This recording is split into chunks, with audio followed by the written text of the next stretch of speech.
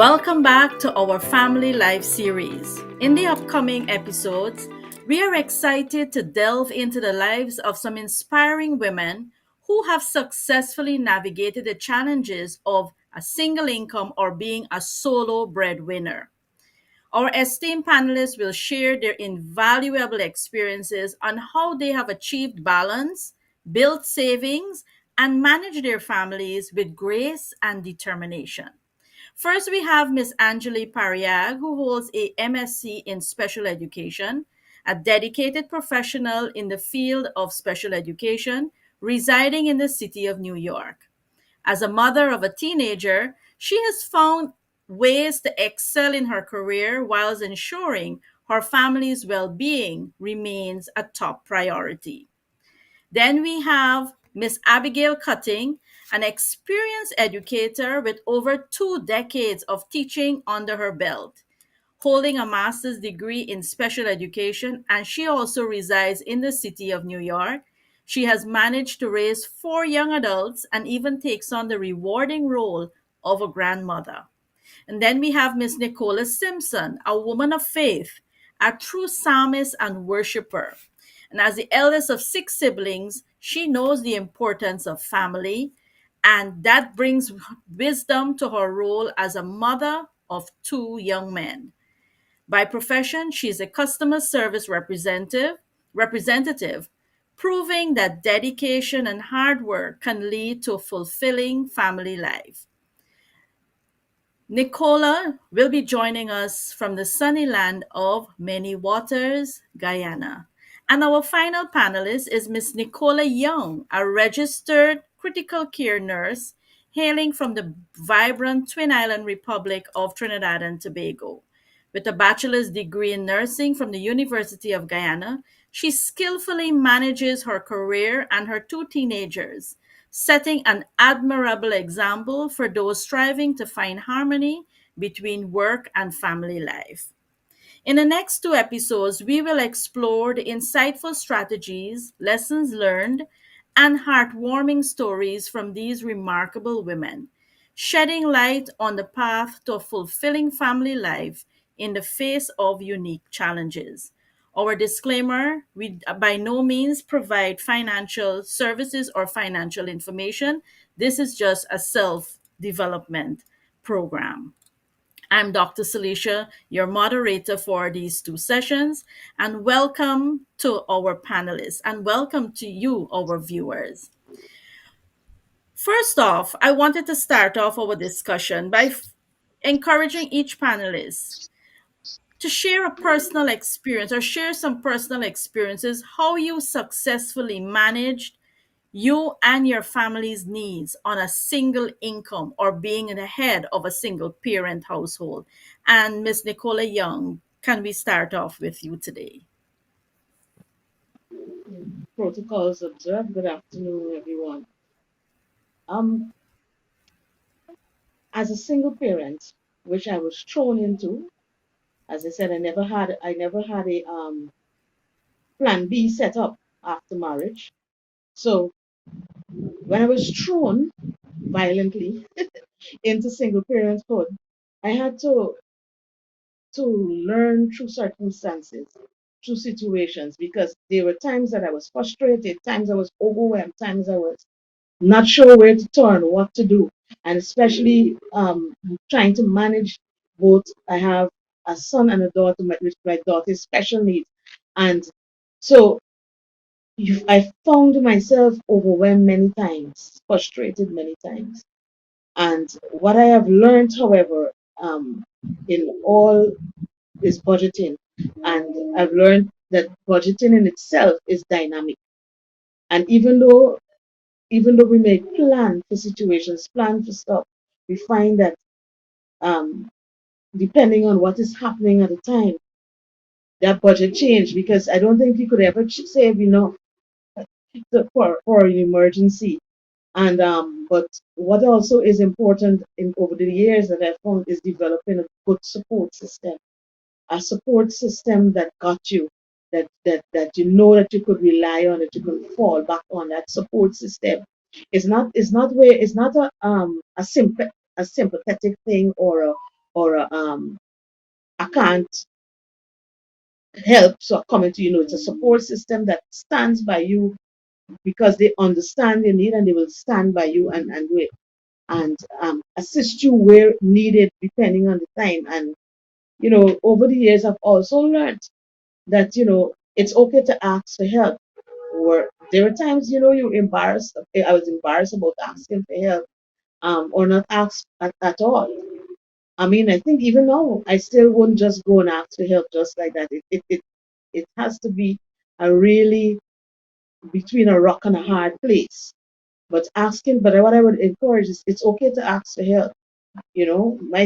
I might be different in its own way, but it's okay to ask for help because in asking for help, it helps. It helps you to eliminate a lot of things. Sometimes you just gotta shame out your shame and seek help and depend on your support, the support system that is available to you or that has developed over the years for you in dealing with just finances, even though you would have budgeted and stuff like that. Thank you. Abigail, Nicola, Simpson, or Angeli? Mhm. Yes, if I should add to what Nicole said, I do endorse all that she said because with single parenting or singlehood, it comes with a lot of challenges, as I said, frustrations, and to some extent, it was anger for me because as a trained teacher, when I looked at my income and I looked at what the expenditure was, I it no way those two lines could have never met or meet. And so I got so angry, I got so frustrated to the point where it was difficult for me to really communicate. And I remembered clearly, this is what I heard clearly. God said to me, take your eyes off of man. And the moment he said that to me, I started to change um, my entire perspective. I started to, as Nicole said, I started to work on budgeting, and I realized that indeed my income could not help to support. And what I did, I started shopping in bulk. That was one of the things I did that Mm, helped me to navigate. I shopped in bulk. So when it comes to exercise books and anything else, food, rice, whatever, I shop in bulk. A lot of the things that were not necessary, I eliminated those things, the non-essentials. And so, but of course, even though they were non-essentials, they were necessary for some form of motivation for the kids. So on weekends, I usually give them the treat, give them like the pocket piece, and they would use that money to buy whatever treat they would like to enjoy. So mhm, again, budgeting, shopping in bulk, wrapping I had to wrap my mind around this new norm and tell myself mm, this is what it is, and you have to find productive creative ways in navigating. And so there's where my village came into play. As I mhm, said before, I never really asked for help because I said to God, I am not asking for help.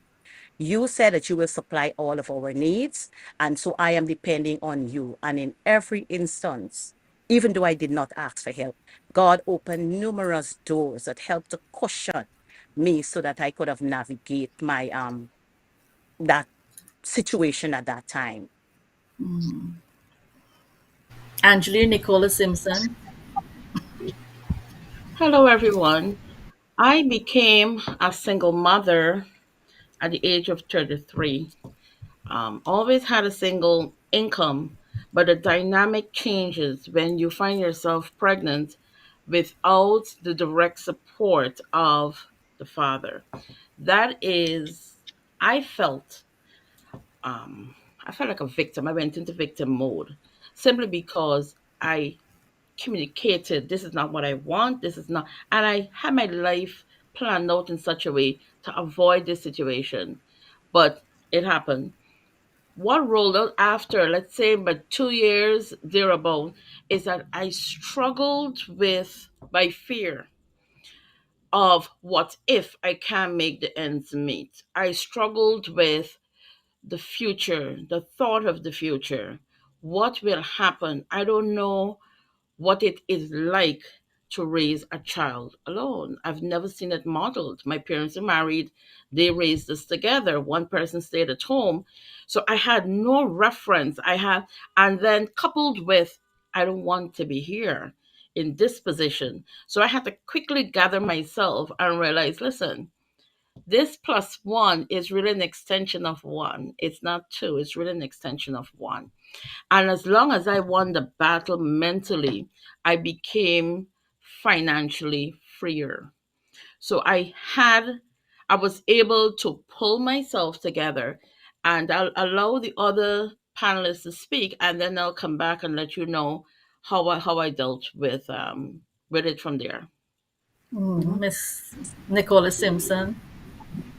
Well, I would, and I'm sure all of you ladies would know that single parenting is no easy task.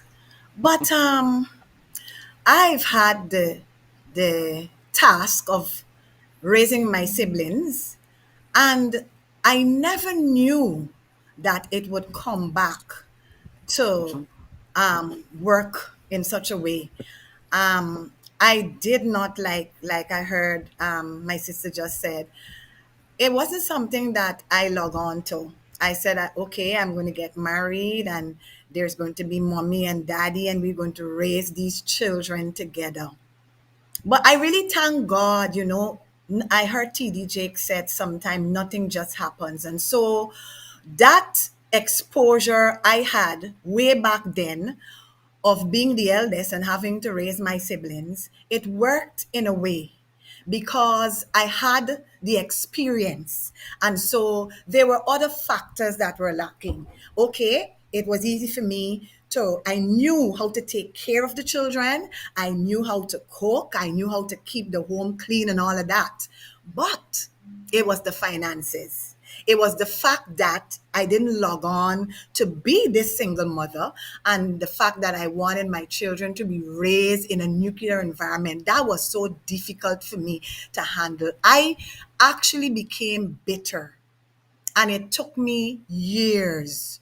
And I kid you not, it took me years to get over that entire, because this is not what I wanted to do. But with the help of God, it was more than survival. It started as survival, but God helped me. And the village came in, the loved ones, the good friends, and things became a little lighter. But there are some things that a single parent just cannot do. You can't go every place. You can't take your children every place because it's about the budget. It's about what's important. Bills had to be paid. And there were times when the bills were not fully paid, they were partially paid. And so you had the task of maneuvering and figuring out what was most important and what was not so important and could have waited. And so, what I really thank God for now is that the fact that the boys are no longer small, they are grown and they are doing their bit for themselves. And so it's a little easier now. But it's no easy task. It's never an easy one. I thank God for the experience because I've had to grow in so many ways, and I've had to forgive, and forgive I did, and you know I can encourage someone who is in that plight that, you don't give up. For me, I wanted what's best for my boys. And so I stayed and I gave it the best that I knew how. And I shouldered what I had to shoulder in order for them to, you know, and the process is still continuing. We are all becoming still, you Amen. know? Yeah, and Amen. listening to you ladies, I've heard what came through. Budgeting came through. Abigail mentioned some practical steps of purchasing in bulk, which assisted. But overall, I've also heard the importance of a support system, and that's critical on being a solo breadwinner. Having a support system, in our unique situation in the world, it's never easy to try to manage all the pieces on a single income, and then trying to manage your family without a support system. And so we are grateful for the village that comes alongside us. Ladies, what are some essential steps for creating a financial plan tailored to a single income or a single parent situation? And Abigail, we'll start with you. What are some you've started to mention some, but what are some essential steps for creating a financial plan tailored to that single income? Okay, some essential steps for creating a financial plan for me, and this is what worked for me. I first started with what we call SMART goals, or I had a plan as to what I want to achieve. And let us say, for example, the big thing for me was always offsetting my kids offsetting my children, sending them off to school, and that is like September. So, I had the plan as to how am I going to achieve this. So, in order for it to work, you have to have a goal. How are you going to achieve the goal? So this is what I did. I said, okay, every month I'm going to set aside X amount of dollars and save this amount every month for the next year. So next year, July or August, I have this fixed amount of money, because the big thing was money. I had this fixed amount of money that I can use to purchase their school items. The other thing I did was budgeting. Yes, they're at school, school is ongoing, and so you find that, even though you have income, because at that time, yes, I finished teachers training college, I went on to university, you have an income, but it could not have done it. And so weighing out my income with my expenditure, that's the next thing I did. Can I afford? I look at my expenditure and I ask myself, can I afford some of these things on the list? Those that I couldn't afford it, I eliminated those. And one of those things was cable. All of us in the home, we were studying, and so we had no time for the cable. So we cut back on that, and we cut back on a whole lot of different things. The next step I would offer, and I would just give three steps. The other step is trying to work or see what other streams of income you can use to generate fun. For me, lessons work for me. That was my next stream of income. And so I was able to use that money to assist with my expenditure and also add to the amount that I wanted to save, so that I can reach that end goal of having enough to purchase what my kids needed or what my children needed for school. Got you. Okay. Angeli, what were your essential steps for creating a financial plan? I never worked with an expenditure plan first. I worked with a savings plan first. Mm-hmm. So I geared my mind to, I want to be able to feel comfortable should something arise. I don't want Mm-hmm. to put myself in a bind. And in as much as it's the big economic problem. You have so many resources and so many wants. It will always be that. So how then do you find that equilibrium or that balance? I started first with a savings plan. I'm going to put away so much, and it was a direct deposit that we used to get paid every 2 weeks. So you always have this extra because the bills are coming to the end of the month. So by the first to the 15th, you feel as if you have a lot. It's like, I'm going to park that and I'm going to stretch the others. Or you can do it the other way around. So one, if you start and put aside a 10%, if you put aside a 15%, if you put aside, it already makes you feel comfortable that I'm not running myself into the ground. And sometimes you have to hold that as your payment, as your, I need this peace of mind, and that's what you're paying yourself for, to just remain, to keep the stability in place. The other things would be understanding your season too. Um, where your cash flow is mostly. Let's say Christmas, you want to spend a little bit more. Easter, you want to spend some more. August, you want to spend some more. You can't spend at the same aggressive rate across the year. Some months you'll save more because There are other months when you need to spend more. So understanding your season helps you to balance your year out. This is not just a day to day, because day to day you can do this. You can try a coupon. You can adjust your cooking to spread over a period of time rather than going to the fast food. Immediately, I never used to drive, but there's some times I used to use taxi only if it is extreme. Otherwise, I put my baby in my lap, walk to the road, catch the bus. I'm still catching the bus. I'm so trained in that that even now I don't need to, I still do. But it works for me. It worked then, it's still working now because I don't pay car insurance and I don't pay gas, you know? So those kind of things really help. It's a day to day choice. Food, you want to look after your non negotiables. You can't live without some electricity. Don't put yourself in that. Rent, you need a roof over your head. You owe it to yourself and your family to put a so make sure those are paid and pay them down. Miss Nicola said some bills are paid partially. That is okay. The bank and institutions are looking for you servicing those debts, not neglecting those debts. So if they can see partial payment, most likely they would not disconnect. I'm looking at the time, so I'll allow someone else to speak. Yes, the two Nicolas, Nicola Young and Nicola Simpson, as we come to the end to begin our wrap up, what are some practical and actionable tips viewers can implement immediately to improve their financial situations? I'll start with you, Nicola Young. Yes, as the other Abby and Seymour would have mentioned budgeting and other areas, and Abby mentioned the point of bulk in being able to handle and manage stuff.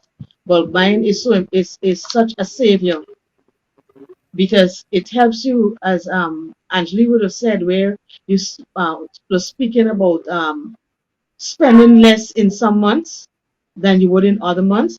I found that with bulk buying, when once you bought in bulk, so you covered at least 2 months sometimes in your bulk. So there is a month where you have that extra left back there. What I did with my extra is put the extra aside for that month that I didn't have to purchase groceries or I didn't have to purchase anything. I put that aside so that I'm able to manage for the other months coming up. So bulk purchasing is an excellent way to help. And also what I found myself doing sometimes is that there are times on your salary, because as monthly worker, there's sometimes in the salary you might have an incentive increase somewhere or the other. And what I started to think is that I didn't have that extra in the first place, and I managed without the extra. So I really don't need it in the second place. So what I did is take that extra or part of that extra and save it. Whether it is in your savings, or you put it in the emergency saving, or just your saving, or you just save it. Because what you would find as a single parent is, some as one of the panelists would have mentioned, that a lot of times you eliminate the non-essentials, and like movies and probably going to a restaurant or park stuff or something like that. I could have eliminated that for quite a while, but recently what I started doing is that I started including my son in the decision making, because he's into sports and some technology. So what I have had him do to help to financially is had him prioritize exactly where he wants. And based on that prioritization, what I did is eliminated the rest and just allow him to focus on those top two that he would have mentioned and work along in that. So one of the things that I did, of course, is include my son in the decision making, while still using extra with PJs and stuff like that to be able to manage and go up. A second income sometimes is hard, especially as a single parent, but if once you have that time gap and you can do it, and with my special needs child, sometimes I don't have the time gap. So there's a lot of times that I would have to refuse the PJs and just be dependent on the monthly incentives that might come in and stuff like that. Okay. Got you. Got you. Nicola Simpson, your closing and your practical tips. Apart from the budgeting and apart from the bulk buying, I have found, and I have done those two as well. I have found that throwing a box, it's still legit. Especially those months when I needed to buy extra. I would throw my box, and I would always want my box hand at August. So that would have, assisted in getting the book lists and getting the school uniforms and the bag, everything that was needed. Though I had help from their grandmas, the book list was always the hardest. And so I would like to admonish those of you out there. We call it a side hustle. Ecclesiastes 9:10 says, whatever the hands find it to do it with all your might. And you might want to ask yourself, what else can I do? What can I do with my hands? Whether it be preparing, making something extra. If you're a good cook, you can do something. For me, my side hustle, I'm into botany, or you will call me a nursery woman, or some people would want to say a horticulturist. And sometimes the boys would say, oh, the plants are your children. But those very plants help to bring in income. And I remember it even assisted in helping them to go to camps, because I would sell these plants, and this is what will help to pay their you know to go on these trips. Nolly Secundas especially, I remember handing over, just finish selling and having to hand over that money to pay so that they can go on their trips. So I would suggest, if you have a side hustle, or you might not want to say a side hustle, I would say find a legitimate way of increasing your income by doing something else that your hands can do, that you can do. There must be something else that you can do. Thank you. 30 seconds, Angeli and Abigail, to wrap up. Leverage your credit. Your phone costs $100, but there is a credit line to pay over a period of time. You may have the $100 to buy the phone. Leverage the credit. Pay the $10 every month, although you may have the $100. So, like that, it gives your cash flow some flexibility to attend to other pressing matters. Thank you. Um, Abigail? for, yes, for mothers, of course, being the sole breadwinner, I want to encourage mothers that, after all, being the sole breadwinner, all is not lost. In being a Mhm. solo breadwinner, I found myself. I found my strengths, I found my limitations, and I never thought in my wildest dream that I would have been able to manage four children and see them succeed at the primary, secondary, and now they're at the tertiary level. So Mm. all is not lost, mothers. Be strong in the Lord and in the power of his might. As we come to the end of this special edition of our Family Life series, we are reminded of the tremendous strength and resilience displayed by our solo breadwinners. Their stories have touched our hearts and inspired us to appreciate the countless sacrifices they make to provide for their families. We hope that the insights and experiences shared by our incredible panelists have resonated with you, our viewers. May their wisdom and advice serve as a guiding light for those facing similar challenges in their own lives. Thank you for joining us on this insightful journey through the lives of solo breadwinners.